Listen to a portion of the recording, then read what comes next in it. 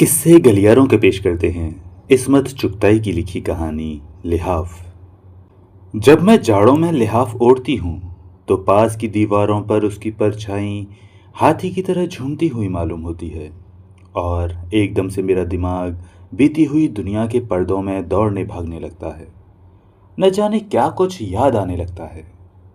माफ़ कीजिएगा, मैं आपको खुद अपने लिहाफ का रूमान अंगेज जिक्र बताने नहीं जा रही हूँ। न लिहाफ से किसी किस्म का रूमान जोड़ा ही जा सकता है।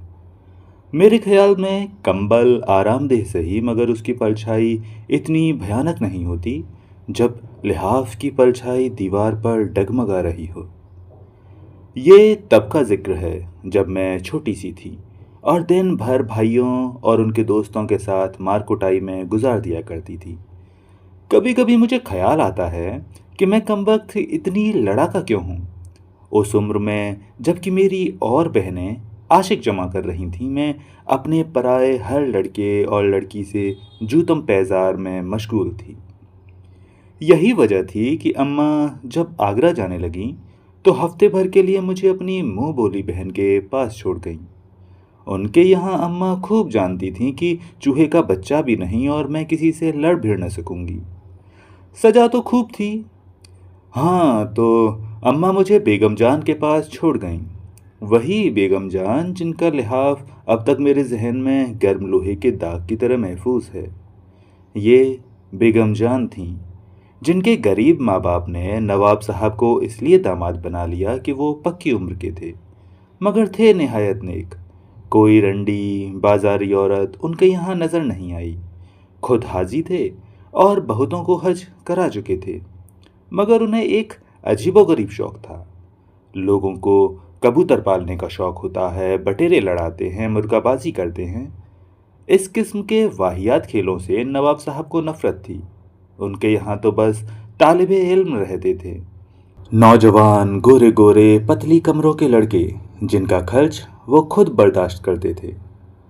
मगर बेगम जान से शादी करके तो वो उन्हें कुल साजो सामान के साथ ही घर में रखकर भूल गए और बेचारी दुबली पतली नाजुक सी बेगम तन्हाई के गम में घुलने लगी। न जाने उनकी जिंदगी कहाँ से शुरू होती है, वहाँ से जब वो पैदा होने की गलती कर चुकी थी, या वहाँ से जब वो एक नवाब बेगम बनकर आईं और छपर खट पर जिंदगी गुजारने लगी, या जब से नवाब साहब के यहाँ लड़कों का जोर बंधा। उनके लिए मुर्गन हलवे और लजीज खाने जाने लगे और बेगम जान दीवान खाने के दर्जों में से उन लचकती कमरों वाले लड़कों की चुस्त पिंडलियाँ और मुअत्तर बारीक शबनम के कुर्ते देख देख कर अंगारों पर लौटने लगीं। या जब वो मन्नतों मुर्दार से हार गईं, चिल्ले बंधे और टोटके और रातों की वजीफा ख्वानी भी चित हो गई। कहीं पत्थर में जोंक लगती है। नवाब साहब अपनी जगह से टस से मस न हुए। फिर बेगम जान का दिल टूट गया और वो इल्म की तरफ मुतवज्जा हुई, लेकिन यहाँ भी उन्हें कुछ न मिला। इश्किया नॉवल और जज्बाती असार पढ़कर और भी पस्ती छा गई। रात की नींद भी हाथ से गई और बेगम जान जी जान छोड़कर बिल्कुल ही यासो हसरत की पोट बन गई। चूल्हे में डाला ऐसा कपड़ा लत्ता, कपड़ा पहना जाता है किसी पर रोब गांठने के लिए। अब न तो नवाब साहब को फुर्सत कि शबनमी करतूतों को छोड़कर ज़रा इधर तवज्जो करें, और न वो उन्हें आने जाने देते। जब से बेगम जान ब्याह कर आई थीं, रिश्तेदार आकर महीनों रहते और चले जाते, मगर वो बेचारी कैद की कैद रहती। उन रिश्तेदारों को देखकर और भी उनका खून जलता था कि सब के सब मज़े से माल उड़ाने, उम्दा घी निगलने, जाड़ों का साजो सामान बनवाने आन मरते और बावजूद नई रुई के लिहाफ के बड़ी सर्दी में अकड़ा करती। हर करवट पर लिहाफ नई नई सूरतें बनाकर दीवार पर साया डालता, मगर कोई भी साया ऐसा न था जो उन्हें जिंदा रखने के लिए काफ़ी हो। मगर क्यों जिए फिर कोई ज़िंदगी? जान की ज़िंदगी जो थी जीना बिदा था नसीबों में, वो फिर जीने लगीं और खूब जी। रब्बों ने उन्हें नीचे गिरते गिरते संभाल लिया। चुप पुट देखते देखते उनका सूखा जिस्म हरा होना शुरू हो गया। गाल चमक उठे और हुस्न फूट निकला। एक अजीबो गरीब तेल की मालिश से बेगम जान में जिंदगी की झलक आई। माफ़ कीजिएगा, उस तेल का नुस्खा आपको बेहतरीन से बेहतरीन रिसाले में भी न मिलेगा। जब मैंने बेगम जान को देखा तो वो 40-42 की होंगी। उफ, किस शान से वो मसनद पर नीम दराज थीं और रब्बो उनकी पीठ से लगी कमर दबा रही थी। एक ऊदे रंग का दोशाला उनके पैरों पर पड़ा था और वो महारानियों की तरह शानदार मालूम हो रही थीं। मुझे उनकी शक्ल बेइंतहा पसंद थी। मेरा जी चाहता था कि घंटों बिल्कुल पास से उनकी सूरत देखा करूं। उनकी रंगत बिल्कुल सफ़ेद थी, नाम को सुर्खी का जिक्र नहीं और बाल स्याह और तेल में डूबे रहते थे। मैंने आज तक उनकी मांग ही बिगड़ी न देखी। मजाल है जो एक बाल इधर उधर हो जाए। उनकी आंखें काली थीं और अबरू पर के जायद बाल अलहदा कर देने से कमाने से खिंची रहती थीं। आंखें जरा तनी हुई रहती थीं, भारी भारी, फूले पपोटे, मोटी मोटी आंखें। सबसे जो उनके चेहरे पर हैरत अंगेज जाज़बियत नज़र चीज थी, वो उनके होंठ थे। उमूमन वो सुर्खी से रंगे रहते थे। ऊपर के होंठों पर हल्की हल्की मूछें सी थीं और कनपटियों पर लंबे लंबे बाल। कभी कभी उनका चेहरा देखते देखते अजीब सा लगने लगता, कम उम्र लड़कों जैसा। उनके जिस्म की जिल्द भी सफ़ेद और चिकनी थी। मालूम होता था किसी ने कस कर टाँके लगा दिए हों। उमूमन वो अपनी पिंडलियां खुजाने के लिए खोलती, तो मैं चुपके चुपके उनकी चमक देखा करती। उनका कद बहुत लंबा था और फिर गोश्त होने की वजह से वो बहुत ही लंबी चौड़ी मालूम होती थीं, लेकिन बहुत मुतनसिब और ढला हुआ जिस्म था। बड़े बड़े चिकने और सफ़ेद हाथ और सुडौल कमर। तो रब्बो उनकी पीठ खुजाया करती थी, यानी घंटों उनकी पीठ खुजाती। पीठ खुजवाना भी ज़िंदगी की ज़रूरियात में से था, बल्कि शायद ज़रूरत ज़िंदगी से भी ज़्यादा। रब्बो को घर का और कोई काम न था, बस वो सारे वक्त उनके छप्पर खट पर चढ़ी कभी पैर, कभी सर और कभी जिस्म के दूसरे हिस्से को दबाया करती। कभी तो मेरा दिल हौल उठता था, जब देखो रब्बो कुछ ना कुछ दबा रही है या मालिश कर रही है। कोई दूसरा होता तो न जाने क्या होता। मैं अपना कहती हूँ, कोई इतना छुए भी तो मेरा जिस्म सड़ गल के खत्म हो जाए। और फिर ये रोज़ रोज़ की मालिश काफ़ी नहीं थी, जिसे रोज़ बेगम जान नहाती। या अल्लाह, बस 2 घंटा पहले से तेल और खुशबूदार उपटनों की मालिश शुरू हो जाती और इतनी होती कि मेरा तो तखय्युल से ही दिल टूट जाता। कमरे के दरवाजे बंद करके अंगीठियां सुलगतीं और चलता मालिश का दौर, और उमूमन सिर्फ रब्बो ही रहती। बाकी की नौकरानियां बड़बड़ाती दरवाजे पर से ही जरूरत की चीजें दे जाती। बात ये भी थी कि बेगम जान को खुजली का मर्ज था। बेचारी को ऐसी खुजली होती थी कि हजारों तेल और उपटन मले जाते थे, मगर खुजली थी कि कायम। डॉक्टर हकीम कहते कुछ भी नहीं, जिस्म साफ चट पड़ा है।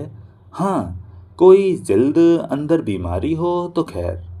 नहीं भाई, ये डॉक्टर तो मुँह हैं पागल।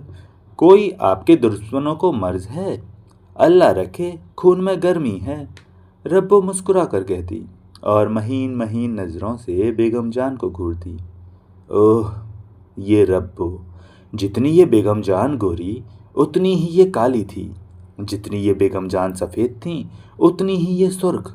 बस जैसे तपा हुआ लोहा। हल्के हल्के चिचक के दाग, गठा हुआ ठोस जिस्म, फुर्तीले छोटे छोटे हाथ, कसी हुई छोटी सी तोंद, बड़े बड़े फूले हुए होंठ जो हमेशा नमी में डूबे रहते और जिस्म में अजीब घबराने वाली बू के शरारे निकलते रहते थे। और ये नथुने थे फूले हुए। हाथ किस कदर फुर्तीले थे, अभी कमर पर तो वो लीजिए फिसल कर गए कूल्हों पर, वहाँ रपटे रानों पर और फिर दौड़ टखनों की तरफ। मैं तो जब भी बेगम जान के पास बैठती यही देखती कि अब उसके हाथ कहाँ हैं और क्या कर रहे हैं। गर्मी जाड़े बेगम जान हैदराबादी जाली कारगे के कुर्ते पहनती, गहरे रंग के पाजामे और सफ़ेद झाग से कुर्ते, और पंखा भी चलता हो। फिर वो हल्की दुलाई ज़रूर जिस पर ढके रहती थी। उन्हें जाड़ा बहुत पसंद था। जाड़े में मुझे उनके यहाँ अच्छा मालूम होता। वो हिलती जुलती बहुत कम थीं। कालीन पर लेटी हैं, पीठ खुजा रही है, खुश्क मेवे चबा रही हैं और बस। रब्बो से दूसरी सारी नौकरानियां खार खाती थीं। चुड़ैल बेगम जान के साथ खाती, साथ उठती बैठती और माशाअल्लाह साथ ही सोती थी। रब्बो और बेगम जान आम जलवों और मजमुओं की दिलचस्प गुफ्तगू का मौजू थीं। जहां उन दोनों का जिक्र आया और कह कहे उठे, ये लोग न जाने क्या क्या चटके गरीब पर उड़ाते, मगर वो दुनिया में किसी से मिलती न थी। वहां तो बस वो थी और उनकी खुजली। मैंने कहा कि उस वक्त मैं काफ़ी छोटी थी और बेगम जान पर फिदा। वो मुझे बहुत ही प्यार करती थी। इत्तेफाक से अम्मा आगरे गईं। उन्हें मालूम था कि अकेले घर में भाइयों से मार कटाई होगी, मारी मारी फिरूंगी। इसीलिए वो हफ्ते भर के लिए बेगम जान के पास छोड़ गईं। मैं भी खुश और बेगम जान भी खुश। आखिर को अम्मा भी भाभी बनी हुई थीं। सवाल ये उठा कि मैं सोऊं कहाँ। कुदरती तौर पर बेगम जान के कमरे में। लिहाजा मेरे लिए भी उनके छप्पर खट से लगाकर छोटी सी पलंगड़ी डाल दी गई। 11 बजे तक तो बातें करते रहे। मैं और बेगम जान ताश खेलते रहे और फिर मैं सोने के लिए अपने पलंग पर चली गई। और जब मैं सोई तो रब्बो वैसी ही बैठी उनकी पीठ खुजा रही थी। भंगन कहीं की। मैंने सोचा। रात को मेरी एकदम से आंख खुली तो मुझे अजीब तरह का डर लगने लगा। कमरे में घुप अंधेरा और उस अंधेरे में बेगम जान का लिहाफ ऐसे हिल रहा था जैसे उसमें हाथी बंद हो। बेगम जान, मैंने डरी हुई आवाज़ निकाली। हाथ हिलना बंद हो गया, लिहाफ नीचे दब गया। क्या है, सो रहो? बेगम जान ने कहीं से आवाज़ दी। डर लग रहा है, मैंने चूहे की सी आवाज़ से कहा। सो जाओ, डर की क्या बात है, आयतल कुर्सी पढ़ लो। अच्छा। मैंने जल्दी जल्दी आयतल कुर्सी पढ़ी, मगर यह अलमुमा बैना पर दफ़्फ़तन आकर अटक गई। हालांकि मुझे उस वक्त पूरी याद थी। तुम्हारे पास आ जाऊं बेगम जान? नहीं बेटी, सो रहो, जरा सख्ती से कहा। और फिर दो आदमियों के खुसर फुसर करने की आवाज़ सुनाई देने लगी। हाय रे, दूसरा कौन? मैं और भी डरी। बेगम जान, चोर तो नहीं? सो जाओ बेटा, कैसा चोर? रब्बो की आवाज़ आई। मैं जल्दी से लिहाफ में मुंह डालकर सो गई। सुबह मेरे जहन में रात के खौफनाक नज़ारे का ख्याल भी न रहा। मैं हमेशा की तरह वहमी हूँ। रात को डरना, उठ उठ कर भागना और बड़बड़ाना तो बचपन में रोज़ ही होता था। सब तो कहते थे कि मुझ पर भूतों का साया हो गया है। लिहाजा मुझे ख्याल भी न रहा। सुबह को लिहाफ बिल्कुल मासूम नज़र आ रहा था, मगर दूसरी रात मेरी आँख खुली तो रब्बो और बेगम जान में कुछ झगड़ा बड़ी खामोशी से झगड़ खट पर ही तय हो रहा था और मुझे खाक समझ ना आया। और क्या फैसला हुआ? रब्बो हिचकियाँ लेकर रोई, फिर बिल्ली की तरह चिड़चिड़ रिकाबी चाटने जैसी आवाज़ें आने लगीं। ओह, मैं घबरा कर सो गई। आज रब्बो अपने बेटे से मिलने गई हुई थी। वो बड़ा झगड़ालू था। बहुत कुछ बेगम जान ने किया, उसे दुकान कराई, गांव में लगाया, मगर वो किसी तरह मानता ही न था। नवाब साहब के यहाँ कुछ दिन रहा, खूब जोड़े भागे भी बने। न जाने क्यों ऐसा भागा कि रब्बो से मिलने भी ना आता था। लिहाजा रब्बो ही अपने किसी रिश्तेदार के यहाँ उससे मिलने गई थी। बेगम जान न जाने देती, मगर रब्बो भी मजबूर हो गई। सारा दिन बेगम जान परेशान रहीं। उसका जोड़ जोड़ टूटता था। किसी का छूना भी उन्हें न भाता था। उन्होंने खाना भी न खाया और सारा दिन उदास पड़ी रहीं। मैं खुजा दूं, सच कहती हूँ, मैंने बड़े शौक से ताश के पत्ते बांटते हुए कहा। बेगम जान मुझे गौर से देखने लगीं। मैं थोड़ी देर खुजाती रही और बेगम जान चुपकी लेटी रहीं। दूसरे दिन रब्बो का आना था, मगर वो आज भी गायब थी। बेगम जान का मिजाज चिड़चिड़ा होता गया। चाय पी पी कर उन्होंने सर में दर्द कर लिया। मैं फिर खुजाने लगी।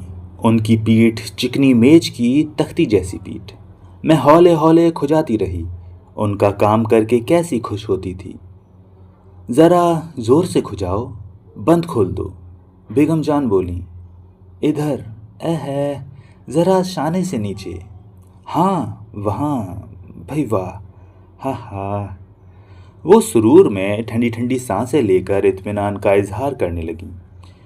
और इधर, हालांकि बेगम जान का हाथ खूब जा सकता था, मगर वो मुझसे ही खुजवा रही थीं और मुझे उल्टा फक्र हो रहा था। यहाँ, ओए, तुम तो गुदगुदी करती हो, वाह। वो हंसी। मैं बातें भी कर रही थी और खुजा भी रही थी। तुम्हें कल बाजार भेजूंगी, क्या लोगी? वही सोती जागती गुड़िया? नहीं बेगम जान, मैं तो गुड़िया नहीं लेती, क्या बच्चा हूँ अब मैं? बच्चा नहीं तो क्या बूढ़ी हो गई? वो हंसी। गुड़िया नहीं तो बबुआ लेना, कपड़े बनवाना खुद, मैं दूंगी तुम्हें बहुत से कपड़े, सुना? उन्होंने करवट ली। अच्छा, मैंने जवाब दिया। इधर, उन्होंने मेरा हाथ पकड़कर जहाँ खुजली हो रही थी रख दिया। जहाँ उन्हें खुजली मालूम होती वहाँ रख देती, और मैं बेख्याली में बबुए के ध्यान में डूबी मशीन की तरह खुजाती रही और वो मुतवातिर बातें करती रहीं। सुनो तो, तुम्हारी फिराकें कम हो गई हैं, कल दर्जी को दे दूंगी कि नई सी लाए। तुम्हारी अम्मा कपड़े दे गई हैं। वो लाल कपड़े की नहीं बनवाऊंगी, चमारों जैसी हैं। मैं बकवास कर रही थी और मेरा हाथ न जाने कहाँ से कहाँ पहुँचा। बातों बातों में मुझे मालूम भी न हुआ बेगम जान तो चित्त लेटी थीं। अरे, मैंने जल्दी से हाथ खींचा। ओए लड़की, देखकर नहीं खो जाती, मेरी पसलियां नोचे डालती है। बेगम जान शरारत से मुस्कुराईं और मैं झेंप गई। इधर आकर मेरे पास लेट जा। उन्होंने मुझे बाजू पर सर रख के लिटा लिया। एहे, कितनी सूख रही है, पसलियां निकल रही हैं। उन्होंने पसलियां गिननी शुरू कर दी। मैं मिनमिनाई। ओए, तो क्या मैं खा जाऊंगी? कैसा तंग स्वेटर बुना है, गरम बनियान भी नहीं पहना तुमने। मैं कुलबुनाने लगी। कितनी पसलियां होती हैं? उन्होंने बात बदली। एक तरफ 9 और एक तरफ 10। मैंने स्कूल में याद की हुई हाइजीन की मदद ली, वो भी ऊट पटांग। हटा लो हाथ। हाँ, 1, 2, 3। मेरा दिल चाहा किसी तरह भागूं और उन्होंने जोर से खींचा। ऊँ, मैं मचल गई। बेगम जान जोर जोर से हंसने लगी। अब भी जब कभी मैं उनका उस वक्त का चेहरा याद करती हूँ तो दिल घबराने लगता है। उनकी आंखों के पपोटे और वजनी हो गए, ऊपर के होठों पर स्याही घिरी हुई थी। बावजूद सर्दी के पसीने की नन्ही नन्ही बूंदें होठों पर और नाक पर चमक रही थी। उसके हाथ यक ठंडे थे मगर नर्म, जैसे उन पर खाल उतर गई हो। उन्होंने शाल उतार दी और कारगे के महीन कुर्ते में उनका जिस्म आटे की लोनी की तरह चमक रहा था। भारी जड़ाऊ सोने के बटन गिरेबान की एक तरफ झूल रहे थे। शाम हो गई और कमरे में अंधेरा घट रहा था। मुझे एक न मालूम डर से वहशत सी होने लगी। बेगम जान की गहरी गहरी आंखें। मैं रोने लगी दिल में। वो मुझे एक मिट्टी के खिलौने की तरह भींच रही थीं। उनके गरम गरम जिस्म से मेरा दिल हौलाने लगा, मगर उन पर तो जैसे भूतना सवार था और मेरे दिमाग का ये हाल कि न चीखा जाए और न रह सकूं। थोड़ी देर के बाद वो पस्त होकर निढाल लेट गईं। उनका चेहरा फीका और बदरौनक हो गया और लंबी लंबी सांसें लेने लगीं। मैं समझी कि अब मरी ये, और वहाँ से उठकर सरपट भागी बाहर। शुक्र है कि रब्बो रात को आ गई और मैं डरी हुई जल्दी से लिहाफ ओढ़ कर सो गई, मगर नींद कहाँ, चुप घंटों पड़ी रही। अम्मा किसी तरह आ ही नहीं चुकी थीं। बेगम जान से मुझे ऐसे डर लगता था कि मैं सारा दिन मामाओं के पास बैठी रही, मगर उनके कमरे में कदम रखते ही दम निकलता था। और कहती किससे, और कहती ही क्या कि बेगम जान से डर लगता है। बेगम जान जो मेरे ऊपर जान छिड़कती थी।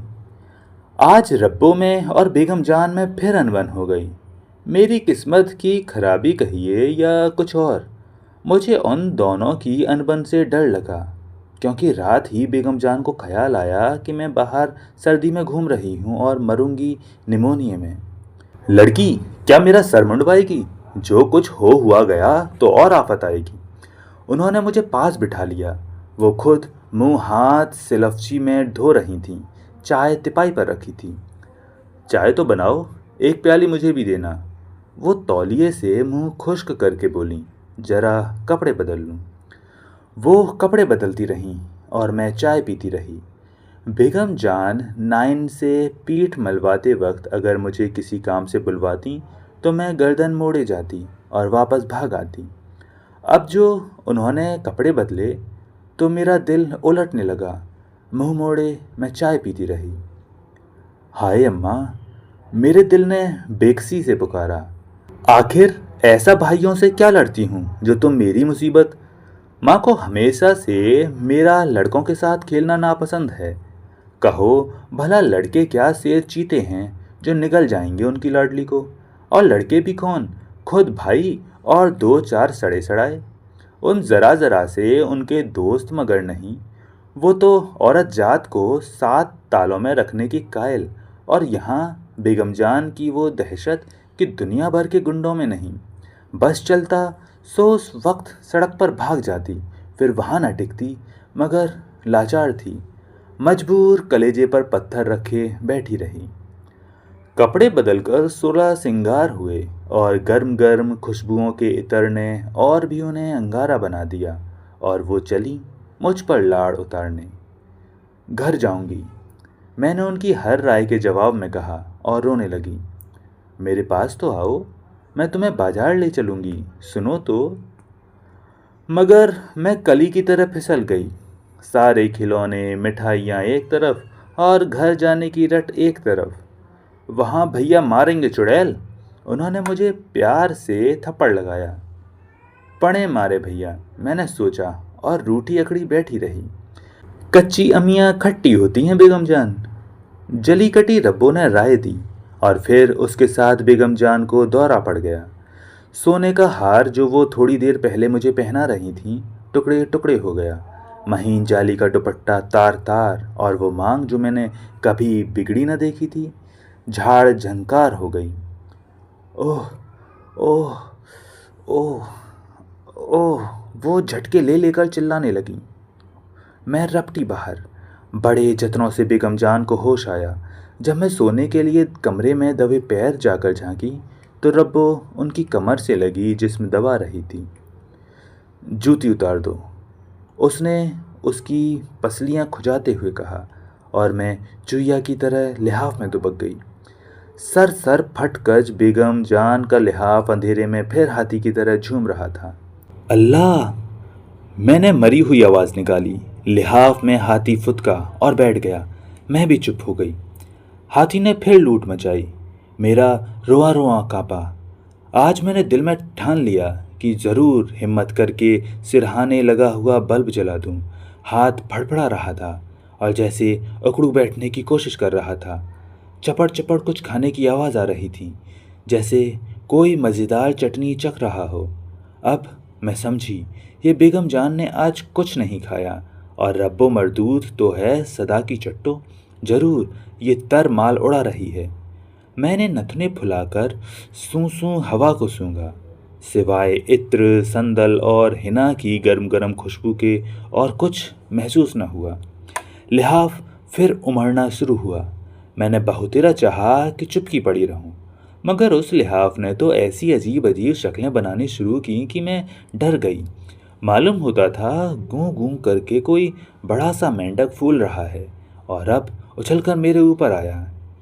माँ, मैं हिम्मत करके गुनगुनाई, मगर वहाँ कुछ सुनवाई न हुई और लिहाफ मेरे दिमाग में घुसकर फूलना शुरू हुआ। मैंने डरते डरते पलंग के दूसरी तरफ पैर उतारे और टटोल टटोल कर बिजली का बटन दबाया। हाथी ने लिहाफ के नीचे एक कलाबाजी लगाई और पिचक गया। कलाबाजी लगाने में लिहाफ का कोना फुट भर उठा। अल्लाह, मैं गड़ाप से अपने बिछौने में। तो दोस्तों, ये थी कहानी लिहाफ, लेखिका इस्मत चुगताई। उम्मीद करता हूँ आपको कहानी पसंद आई होगी। मिलते हैं किसी और दिन किसी नई कहानी के साथ। तब तक के लिए नमस्कार।